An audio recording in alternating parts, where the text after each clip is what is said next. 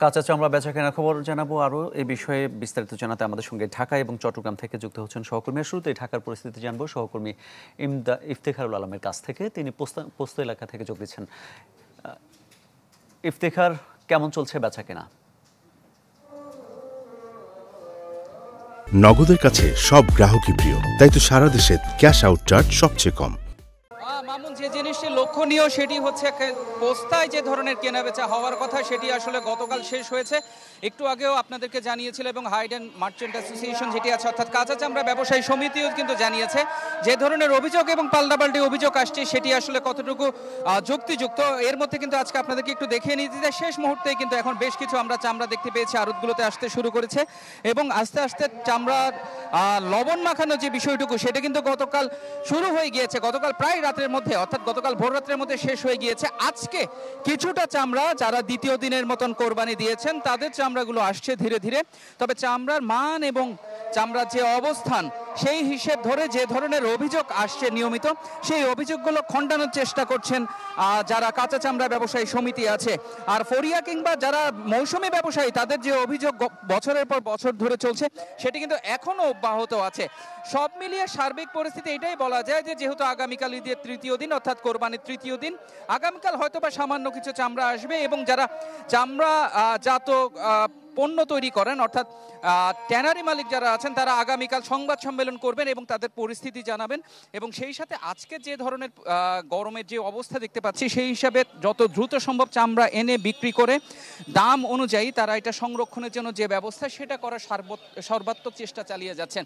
তবে দুই পক্ষের পাল্টাপাল্টি অভিযোগ এবং যুক্তিতর্কের মাঝখানে একটা জিনিস প্রতীয়মান যে গত অনেক বছর ধরে যে সমস্যাটা করে আসছে বা যে সমস্যার কথা বলা হচ্ছে তা আসলে সহসা সমাধান হবে না। তবে সমাধানের জন্য দুপক্ষেরই আন্তরিকতা সবচেয়ে বেশি জরুরি বলেও জানিয়েছেন ব্যবসায়ীরা। মামুন। ইফতেখার, অনেক ধন্যবাদ আপনাকে। আমরা ঢাকা থেকে এবার চট্টগ্রাম যেতে চাই সহকর্মী ইমদাদুল হকের কাছে। ইমদাদ, প্রত্যাশিত দাম না পেয়ে অনেকেই কাঁচা চামড়া রাস্তায় ফেলে চলে গেছেন, এই পরিস্থিতিটা কেন তৈরি হলো?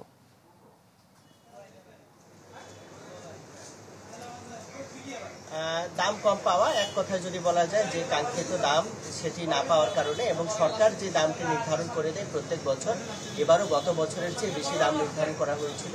সেই হিসাবে কিন্তু আর যারা মৌসুমী সংগ্রহকারী, চামড়া সংগ্রহকারী তারা কিন্তু চামড়া সংগ্রহ করেছিলেন, কিন্তু যেই দামে তারা 400 বা 500 করে কিনেছেন, কিন্তু দিন শেষে যেটি দেখা গেছে যে আড়তদাররা তাদের কাছ থেকে 150 বা 200 টাকা করে চামড়া কিনতে চেয়েছেন বা চামড়া কিনতে চেয়েছেন, যার কারণে কিন্তু তারা অনেকে বিক্রি করেনি এবং বিক্রি না করার কারণে তারা সারা রাত অপেক্ষা করেছেন দাম পাবেন, কিন্তু না পাওয়ার কারণে আজকে সকাল থেকে দেখা গেছে যে আড়তদাররাও তারা নিচ্ছেন, যার কারণে এই যে চামড়া ফেলে কিন্তু চলে গেছেন। আমি আছি এখন নগরীর আতরা ডিপো এলাকা, বিবির হাট যে আতরা ডিপো এলাকা, সেখানে চামড়া আড়তদার সমিতির যে অফিস এবং আরও এখানে বেশ কিছু আড়ত আছে, সেখানে কিন্তু যে চামড়াগুলো সংগ্রহ করা হয়েছে সেগুলো এখানে লবণজাত করা হচ্ছে এবং যারা এই চামড়া আড়তের সাথে যারা সংশ্লিষ্ট তারা আমাদেরকে যেটি জানিয়েছেন যে এবার প্রায় 3.5 লক্ষ চামড়া সংগ্রহের তাদের এটি লক্ষ্যমাত্রা ছিল, কিন্তু এখন পর্যন্ত তারা প্রায় 2 লাখের মতো চামড়া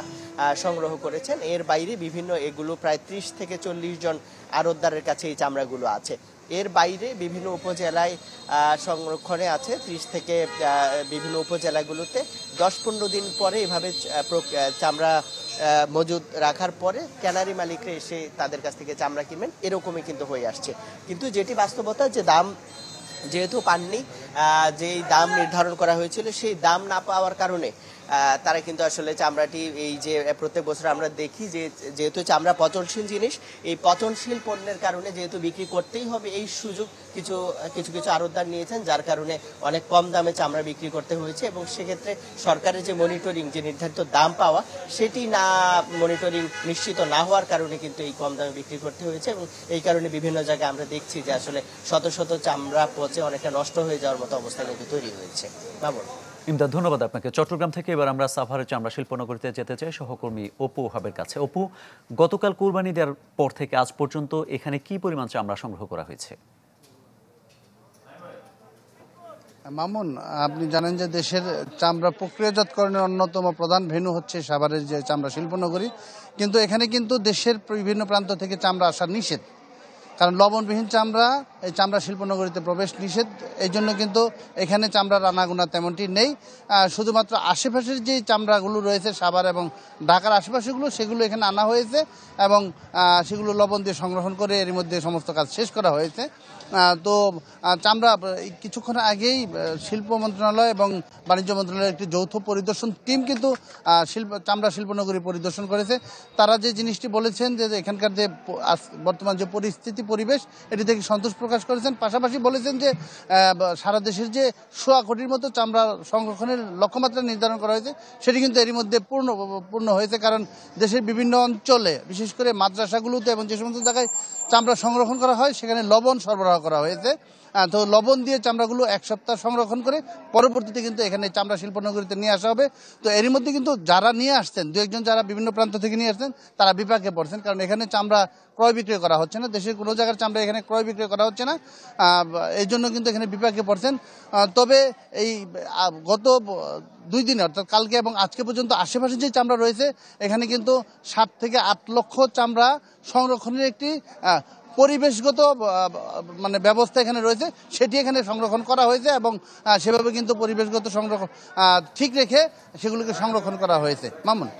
অপু, অনেক ধন্যবাদ আপনাকে। কোরবানির পশুর চামড়া সংগ্রহ এবং বেচাকেনার বিষয়ে জানাচ্ছিলেন আমাদের সহকর্মীরা।